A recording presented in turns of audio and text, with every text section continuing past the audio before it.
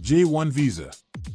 Anyone from outside the U.S. who wants to participate in the study and work-related exchange programs in the U.S. needs to apply for a J-1 visa, also known as an exchange visitor visa or J-student visa. Read our guide for complete information. You may have come across many student visas kinds in your research as an overseas student hoping to attend a U.S. university. The F-1 and J-1 visas are the two most popular forms of student visas. The restrictions, prerequisites, and benefits of F-1 and J-1 visas change and are required for various programs. This is why it's crucial to comprehend each form of U.S. student visa in depth before applying to study there. Typically, an educational or charitable organization will sponsor a person with a J-1 student visa. There are 15 types of eligible roles and/or programs for the J-1 visa.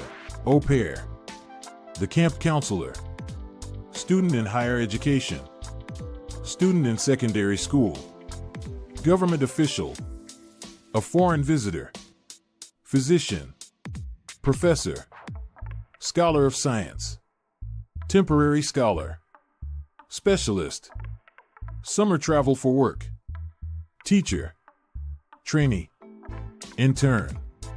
You can study at a college or university in the U.S. and stay there for the duration of your course or degree program if you apply for a J-1 student visa under the college and university student program category.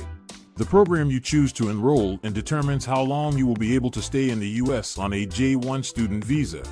For instance, if you have a J-1 visa for a camp counselor program, you will probably only be in the country for a short time, say, 4 months over the summer, whereas programs for au pairs and research scholars may call for J-1 visas that are good for several years in the U.S. After graduating, those on J-1 visas must return home and remain there for at least 2 years. Only when you've satisfied this condition will you be granted permission to go back to the U.S. This requirement may be waived in the event of an emergency or other exceptional circumstances involving your return to your home country. Can a J-1 visa holder work in the U.S.? You can, indeed.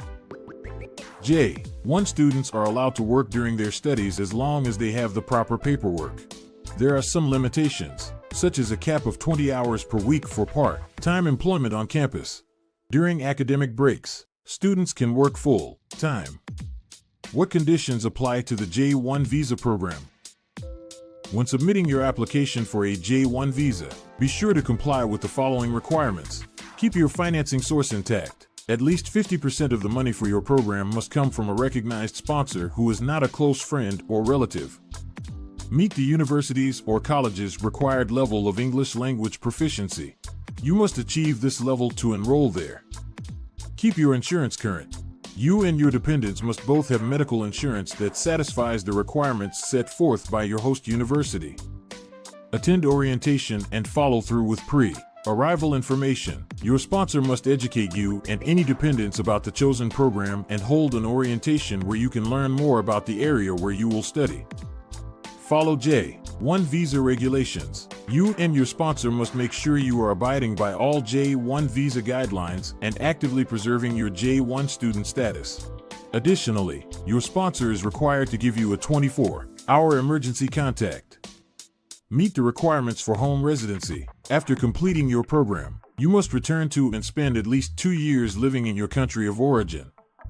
Passports must be valid for travel to the U.S. for at least 6 months before the end of your program, for both you and any dependents. Maintain full-time enrollment throughout the academic year. While you are permitted to work full-time during academic breaks, you are required to maintain full-time enrollment during the academic year. Respect the work-study rules. If you wish to work while you study, make sure to limit your hours to no more than 20 per week of part-time employment on campus. During breaks from school, you can work full-time. However, if you don't have approval from your sponsor and university, working off campus is not allowed. Ensure that your address is up to date. If you move, you must notify your sponsor and university within 10 days of the address change. How can a J-1 visa application be made? Make sure you have studied the J-1 visa criteria and have all the necessary documentation ready before submitting your application. Certificate of Eligibility for Exchange Visitor Status, DS 2019 form. Only exchange visitor trainees or intern visa applicants are required to submit the DS 7002 form, Training/Internship Placement Plan. Online non-immigrant visa electronic application form, DS 160. Current passport. A single 2x2 photo.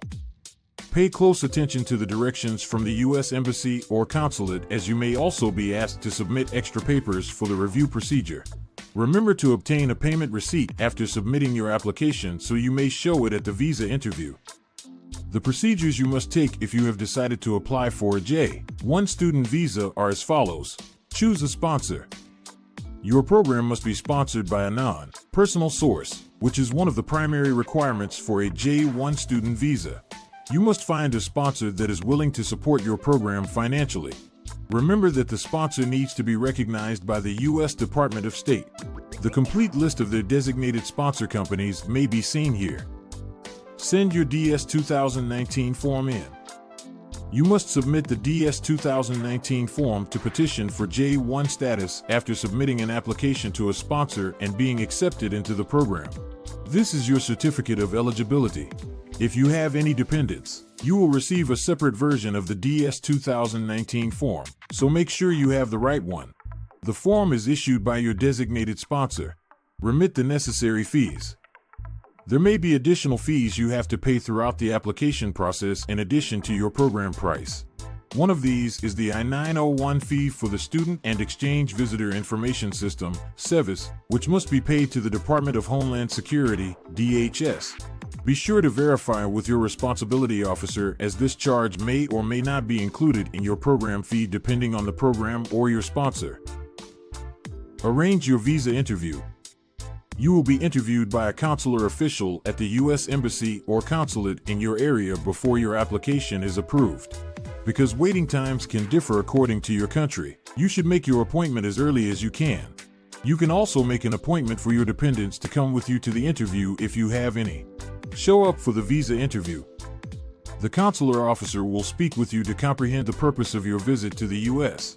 Expect to be asked questions like, what motivated your choice of study? Do you intend to continue your education? What are the occupations of your parents? Who covers your college costs?